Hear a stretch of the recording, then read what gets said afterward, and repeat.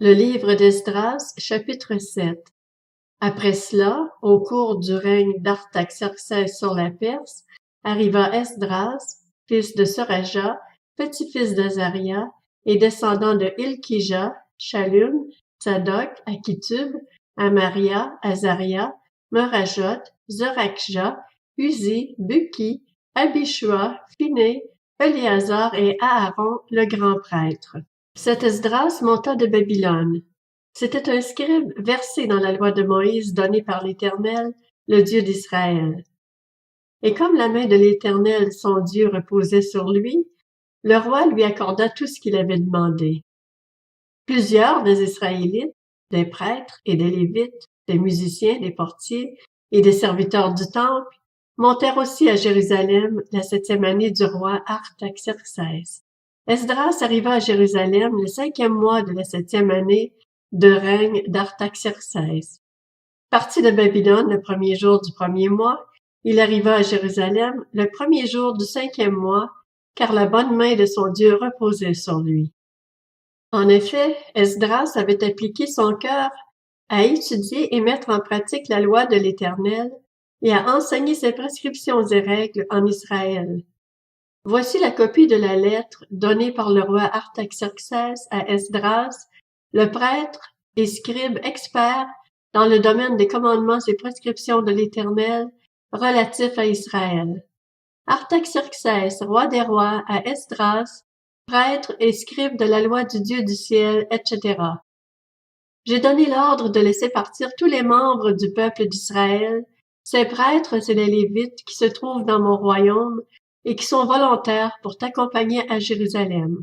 En effet, le roi et ses 7 conseillers t'envoient pour inspecter Juda et Jérusalem, d'après la loi de ton Dieu qui est entre tes mains, et pour y apporter l'argent et l'or que le roi et ses conseillers ont volontairement offert au Dieu d'Israël qui a sa demeure à Jérusalem, ainsi que tout l'argent et l'or que tu trouveras dans toute la province de Babylone, avec les dons volontaires faits par le peuple et les prêtres pour la maison de leur Dieu à Jérusalem. Par conséquent, tu veilleras à acheter avec cet argent des taureaux, des béliers et des agneaux, ainsi que les éléments nécessaires pour les offrandes végétales et les offrandes liquides qui les accompagnent, et tu les offriras sur l'autel de la maison de votre Dieu à Jérusalem. Avec le reste de l'argent et de l'or, vous ferez ce que vous jugerez bon de faire, toi et tes frères, en vous conformant à la volonté de votre Dieu. En ce qui concerne les ustensiles qui te sont remis pour le service de la maison de ton Dieu, dépose-les tous devant le Dieu de Jérusalem. Quant aux dépenses qu'il te faudra encore faire pour la maison de ton Dieu, pourvois-y en puisant dans le dépôt des trésors royaux. Moi, le roi Artaxerxès, voici l'ordre que je donne à tous les trésoriers de la région située à l'ouest de l'Euphrate. On respectera scrupuleusement toutes les demandes d'Esdras, prêtre et scribe de la loi du Dieu du ciel, jusqu'à concurrence de 3 tonnes d'argent, 22 000 litres de blé, 2200 litres de vin et 2200 litres d'huile. Quant au sel, il sera livré à volonté.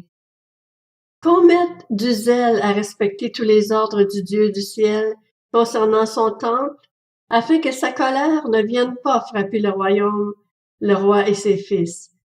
Nous vous informons qu'il n'est permis de prélever aucune taxe, aucun impôt ni aucun droit de passage sur aucun des prêtres, des lévites, des musiciens, des portiers, des serviteurs du temple ou autres assistants de cette maison de Dieu. Quant à toi, Esdras, conformément à la sagesse divine qui t'habite, désigne des juges et des magistrats chargés de rendre la justice pour toute la population de la région située à l'ouest de l'Euphrate, pour tous ceux qui connaissent les lois de ton Dieu, et fais-les connaître à ceux qui les ignorent.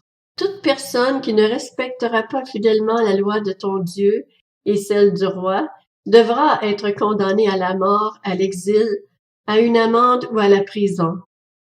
Béni soit l'Éternel, le Dieu de nos ancêtres, qui a mis dans le cœur du roi un tel intérêt pour la gloire de la maison de l'Éternel à Jérusalem, et qui a manifesté sa bonté en m'attirant la faveur du roi, de ses conseillers et de tous ses puissants princes. Pour ma part, fortifié par le fait que la main de l'Éternel mon Dieu reposait sur moi, j'ai rassemblé les chefs d'Israël, afin qu'ils montent à Jérusalem avec moi.